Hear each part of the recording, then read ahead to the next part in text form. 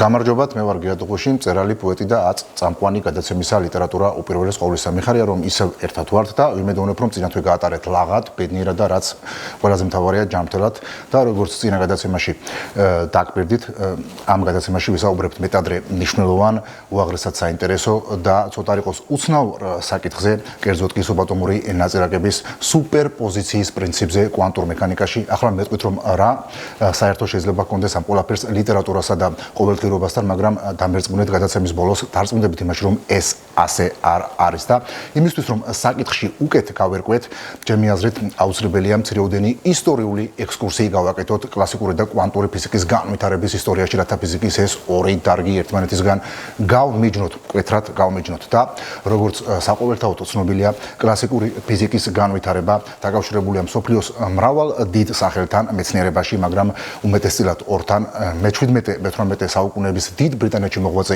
ისააკ ნიუტონთან, რომელმაც მთელი თავისი ცხოვრება მიუძღვნა მატერიის კვლევას, მისი თვისებების აღმოჩენას და მალვე დაგვიტოვა კანონები მიზიდულობის ძალის შესახებ და მე-20 საუკუნის უდიდეს ფიზიკოსთან ალბერტ აინშტაინთან, რომელმაც თავისი ორი თეორიით ფარდობითობის სპეციალური და ფარდობითობის ზოგადი თეორიებით არა მარტო შეცვალა ნიუტონისეული უძრავი ფიზიკა, არამედ დაგვიტოვა უფრო მოძრავი, უფრო ასე ვთქვათ დრეკადი და უფრო ინტელიგიბელური ფიზიკა და როგორც თანამედროვე ასტროფიზიკოსი მიჩიო კაკო ძალიან ხატოვნად იტყვის იმისთვის, რომ სამყარო შექმნილიყო არ იყო საკმარისი ნიუტონის დაბადება და ნიუტონის მოსვლა თავისი ფიზიკით, არამედ ამისთვის უნდა დაბადებულიყო და მოსულიყო ალბერტ აინშტაინი თავისი ფიზიკით და მართლაც ალბერტ აინშტაინის ფიზიკაში ყველაფერი მოძრაობს, აქ დრო და სივრცეც კი იგუმშება ციური სხეულების ზემოქმედების ძალით და მე ამ კუთხით ის მაგონებს მე-18-19 საუკუნეების დიდ გერმანელ მოაზროვნეს ფრიდრიხ ჰეგელს, რომელმაც თავის ისტორიის ფილოსოფიაში ფაქტობრივად ისტორია აალაპარაკა და ის წარმოგვიდგინა როგორც ცოცხალი სუბსტანცია, სწორედ იგივე მოახერხა ალბერტ აინშტაინმა ფიზიკაში. შემაჯამებლად რომ ვთქვათ, კლასიკური ფიზიკა არის ფიზიკის დარგი, რომელიც შეისწავლის ჩვენს ირგვლივ არსებულ ხილულ მატერიალურ სამყაროს, რომლის დანახვაც შეუიარაღებელი თვალითაც კი შესაძლებელია. ჩვეულებრივად, ანუ ყველაფერს რასაც ვხედავთ, ამას შეისწავლის კლასიკური ფიზიკის, იგივე კლასიკური მექანიკის კანონები. განსხვავებით კვანტური ფიზიკისგან, იგივე კვანტური მექანიკისგან, რომელიც შეისწავლის მატერიის უმცირეს ნაწილაკებს, რომელთა დანახვაც შეუიარაღებელი თვალით უბრალოდ შეუძლებელია და მასზე პირველად საუბარი დაიწყო ძველ საბერძნეთში, ძველი წელთაღრიცხვის მე-5 საუკუნეში მოღვაწე დიდმა ბერძენმა მოაზროვნემ დემოკრიტემ და მან თქვა, რომ მატერია რომ დავანაწევროთ, ჩვენ აუცილებლად მივართ ატომებამდე და ატომის მიღმა მატერიალურ სამყაროში არაფერი არ არსებობსო. და ატომი ბერძნულიდან ქართულად რომ თარგმნოთ ნიშნავს განუყოფელს. და მინდა გითხრათ, რომ დემოკრიტე ცდებოდა, რადგანაც მე-19-20 საუკუნეების ცდებმა დაადასტურეს, რომ თავის მხრივ ატომებიც შედგებიან პროტონებისგან, ნეიტრონებისა და ელექტრონებისგან და თავის მხრივ პროტონები და ნეიტრონებიც შედგებიან ჰიგსის ბოდიშით კვარკებისგან, სიმებისგან და ჰიგსის ბოზონებისგან. ანუ ატომის შემადგენლობაში ელექტრონი არის ერთადერთი სუბატომური ნაწილაკი, რომელიც აღარაფერზე აღარ იყოფა და მე ამიტომ ვთქვი მრავალგზის, რომ ელექტრონია თავად ღმერთი, თუმცა ეს ჩემი ნათქვამი ვერავინ ვერ გაიგო.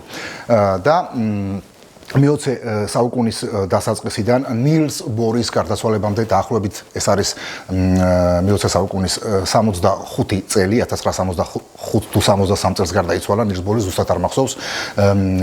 ამ კვანტური მექანიკის განვითარება დაკავშირებულია ისეთ დიად სახელებთან, როგორებიცაა მაქს პლანკი, რეზერფორდი, რომელმაც პირველმა აღმოაჩინა პროტონი, გეიზენბერგი თავისი ორი გენიალური თეორიით კვანტური ჩახლართულობისა და კვანტური განუსაზღვრელობის შესახებ. აქ არ შეიძლება არ ვახსენოთ შრედინგერის ცნობილი ლაბორატორიული ცდა შრედინგერის შავი კატა და ნილს ბორთან, რომელთანაც დღევანდელი ჩვენი გადაცემის საკითხი ძალიან მჭიდრო კავშირშია. და მოდით ყველაფერი განვიხილოთ ელექტრონის მაგალითზე, რადგან რასაც ახლა ვიტყვით, ეს თვისება გააჩნიათ სხვა სუბატომურ ნაწილაკებსაც, მაგრამ რომ არ ჩავეხლართოთ მხოლოდ ელექტრონის მაგალითზე განვიხილოთ. აი, ელექტრონს მრავალი უცნაური თვისება აქვს, მაგრამ ერთ-ერთი ყველაზე გამაუგნებელი თვისება, რომელიც მას გააჩნია, არის ის, რომ სანამ მას ვინმე მზერას მიაპყრობს, სანამ მას როგორც ნილს ბორი თყო და გაზომავს ის არსებობა არარსებობის მდგომარეობაში იმყოფება, იგივე სუპერპოზიციის მდგომარეობაში. ქართულ ენაში ამ მდგომარეობის გამოსახატად ყველაზე კარგი სიტყვაა სიკვდილ სიცოცხლის მდგომარეობა.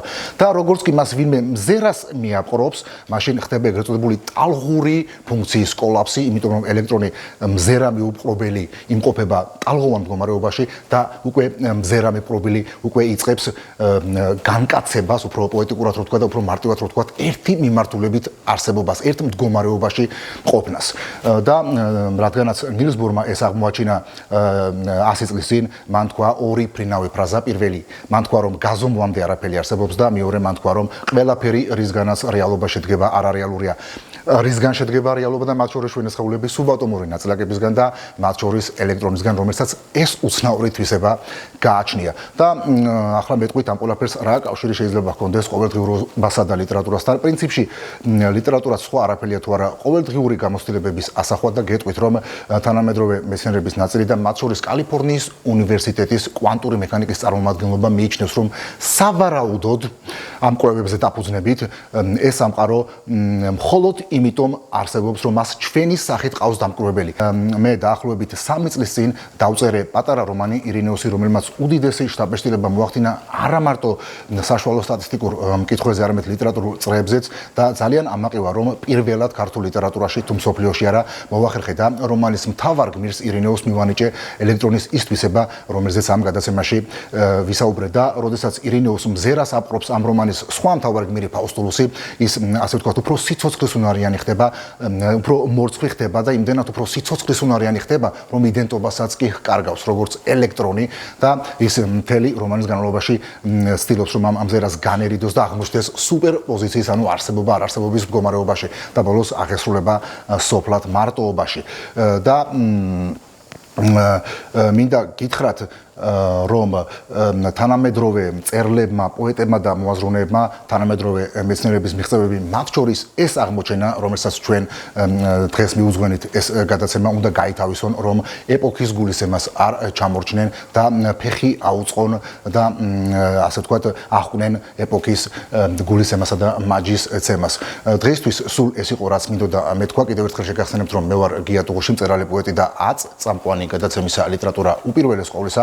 გეტყვით რომ ჩვენი გადაცემა გადის ყოველი თვის ბოლო პარასკევის საღამოს 10 საათზე და დაგიბარებთ რომ მომდევნო გადაცემაში ჩვენ ვისაუბრებთ მსოფლიო ისტორიაში არა ერთ-ერთ არამედ ყველაზე დიდ იდეასა თუ მოვლენაზე, როგორც გენებოთ იესო ქრისტეზე, რაც ბერძნულიდან ქართულად რომ ვთარგმნოთ, ნიშნავს მხსნელსა და ცხებულს. იესო ნიშნავს მხსნელს, ხოლო ქრისტე ნიშნავს ცხებულს. მადლობა ყურადღებისთვის. მომავალ შეხვედრამდე.